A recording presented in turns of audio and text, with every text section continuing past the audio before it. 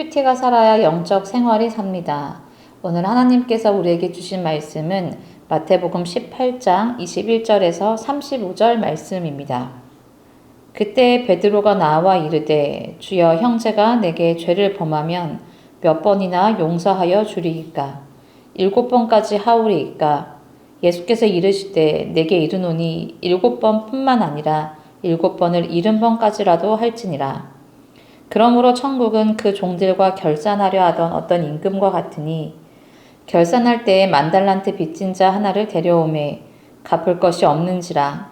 주인이 명하여 그 몸과 아내와 자식들과 모든 소유를 다 팔아 갚게 하라 하니 그 종이 엎드려 절하며 이르되 내게 참으소서 다 갚으리이다 하거늘 그 종의 주인이 불쌍히 여겨 놓아보내며 그 빚을 탕감하여 주었더니 그 종이 나가서 자기에게 100데나리온 빚진 동료 한 사람을 만나 붙들어 목을 잡고 이르되 빚을 갚으라 하매 그 동료가 엎드려 간구하여 이르되 나에게 참아 주소서 갚으리이다 하되 허락하지 아니하고 이에 가서 그가 빚을 갚도록 옥에 가두거늘 그 동료들이 그것을 보고 몹시 딱하게 여겨 주인에게 가서 그 일을 다 알리니 이에 주인이 그를 불러다가 말하되 악한 종아 내가 빌기에 내가 내 빚을 전부 탕감하여 주었거늘 내가 너를 불쌍히 여김과 같이 너도 내 동료를 불쌍히 여김이 마땅하지 아니하냐 하고 주인이 노하여 그 빚을 다 갚도록 그를 옥졸들에게 넘기니라. 너희가 각각 마음으로부터 형제를 용서하지 아니하면 나의 하늘 아버지께서도 너희에게 이와 같이 하시리라. 아멘. 오늘의 본문은 베드로의 질문으로 시작합니다. 주님, 내 형제가 나에게 자꾸 죄를 지으면 내가 몇 번이나 용서해야 합니까? 라고 물어보죠. 우리 주변에 누군가가 나에게 자꾸 반복적으로 실수를 하거나 잘못을 하는 상황들이 있을 것입니다. 그러면 우리는 하나님께 이렇게 묻게 됩니다. 하나님, 내가 언제까지 참아야 합니까? 가족이나 직장, 교회, 공동체 안에서 누군가가 나에게 잘못하는 일이 있을 수 있습니다. 그런데 문제는 자꾸입니다. 한 사람이 반복적으로 잘못할 때 우리 마음도 어렵게 되고 관계도 어려움을 겪습니다.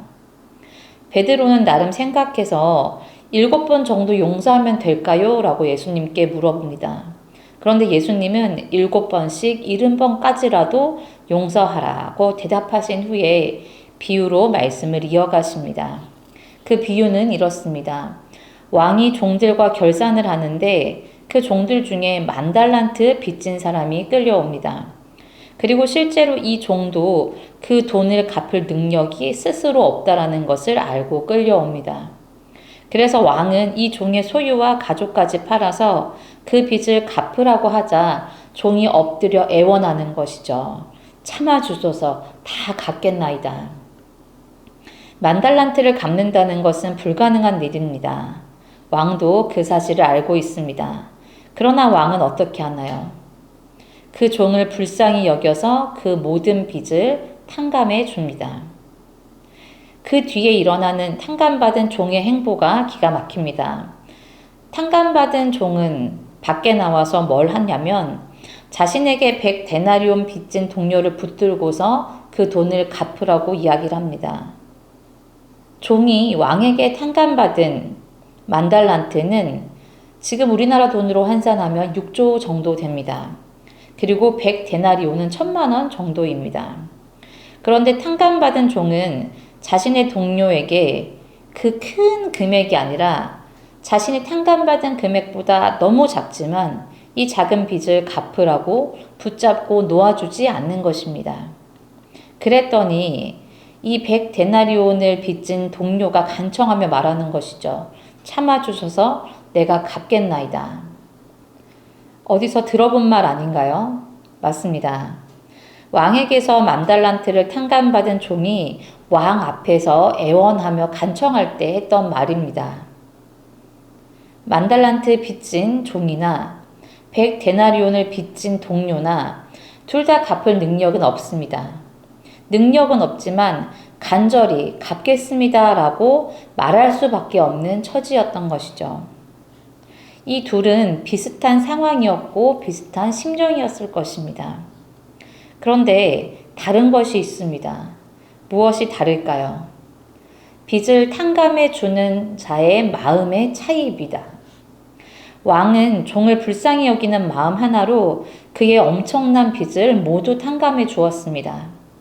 종의 큰 잘못을 불쌍히 여기는 왕의 마음 하나로 완전히 용서해 준 것입니다.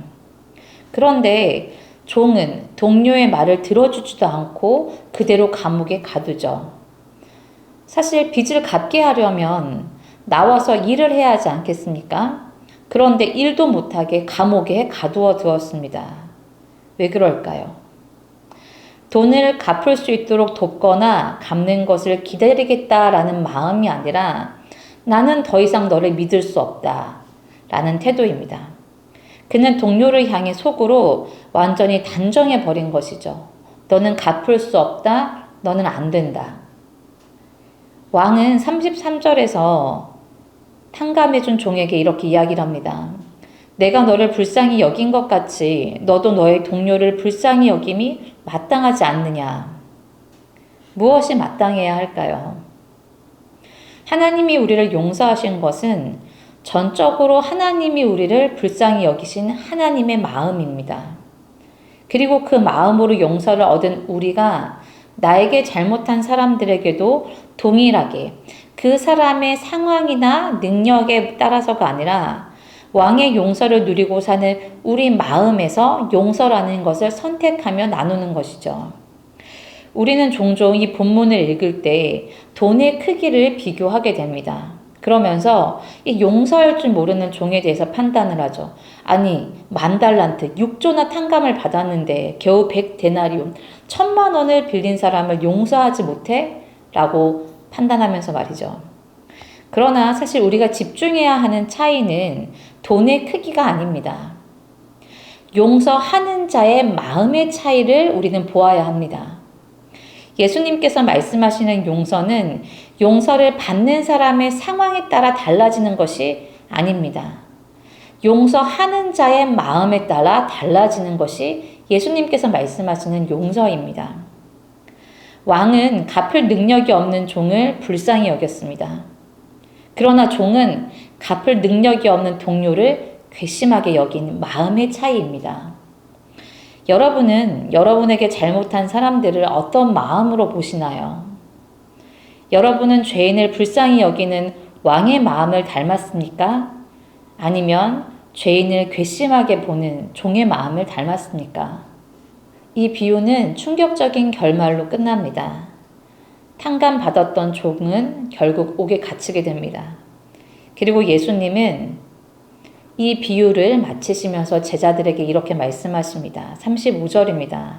너희가 각각 마음으로부터 형제를 용서하지 아니하면 나의 하늘 아버지께서도 너희에게 이와 같이 하시리라. 아멘. 이와 같은 용서에 대한 말씀은 예수님께서 가르쳐 주신 기도에도 나옵니다.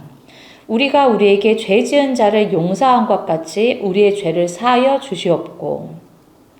하나님께서 말씀하시는 용서를 조건적으로 이해한다면 이 말씀들은 우리가 먼저 다른 사람을 용서했을 때 하나님께서 우리를 용서하시는 것이다 라고 생각될 수도 있습니다. 그러나 이것은 용서의 조건을 이해하기 위함이 아닙니다. 용서라는 것이 그리스도인의 정체성이라는 것을 말씀하시는 것입니다. 하나님의 용서로 살아가기 때문에 우리는 다른 사람을 용서할 수밖에 없는 것, 내가 다른 사람을 용서하는 것과 하나님께서 나를 용서하는 것이 같다라는 것을 이야기하시는 것입니다. 전적인 하나님의 용서로 살아가는 것이 그리스도인의 정체성입니다. 매일매일 우리는 용서받은 자로 살아가는 것이고 그것이 그리스도인입니다.